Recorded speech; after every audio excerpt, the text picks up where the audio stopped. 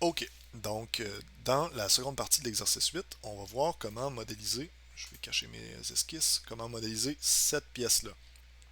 Donc, ça ressemble beaucoup à la pièce qu'on a fait dans la première partie, mais on a réussi à obtenir dans ce cas-ci là, quelque chose de beaucoup plus fluide en termes de courbe, en gardant la précision qu'on cherchait à obtenir là, pour ce qui est des extrémités. Donc, on a le contrôle sur cette forme-là là, de façon très très précise. Je vous invite aussi à remarquer qu'on n'a pas un arbre de modélisation qui est significativement plus long ici. Donc on est à 7 opérations ici pour une forme qui est beaucoup plus belle. Ici, on est à 6 opérations pour quelque chose qui, même si on ajoutait des filets, demeure quand même assez là, rudimentaire comme modélisation. Donc comment on fait cette forme-là?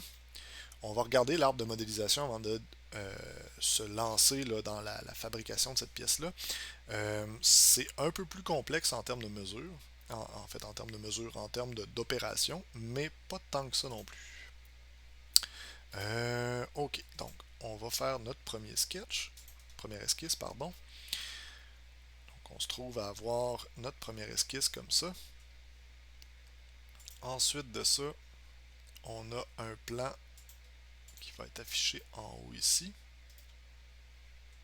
Ensuite, on a un premier rectangle qui va être fait en haut. Vous remarquerez qu'on a simplement la dimension externe ici, pas la dimension interne.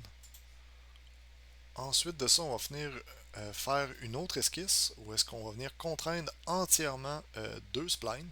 Donc vous voyez, on a deux splines ici là, qui sont noirs. Donc on se rappelle l'exercice avec notre petit fil électrique. Il y a moyen de contraindre des splines. Ensuite de ça, on va venir faire la même fonction qu'on a utilisée tout à l'heure, donc la fonction de lissage loft en anglais. On va venir rejoindre les deux. Mais dans ce cas-ci, ce qu'on va faire, c'est qu'on va venir lui indiquer qu'on veut qu'il suive cette trajectoire-là en même temps qu'il fait sa fonction de lissage. C'est ce qui va produire la forme qu'on obtient ici. Puis là, vous voyez, on a des arêtes qui sont quand même encore un peu vives à cause de tout ça. On va venir les arrondir. Puis à la toute fin, je vais cacher mes esquisses pour que ça soit plus clair, et le plan, on va venir lui dire d'utiliser la fonction shell en anglais, c'est coq en français. Vous allez la retrouver là, ici, dans modifier.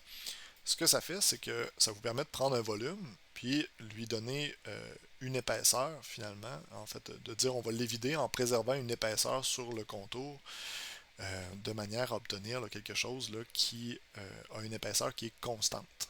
Donc ça, c'est quand même assez intéressant. C'est comme ça qu'on va procéder pour obtenir cette forme-là. Donc on se retrouve dans la prochaine vidéo.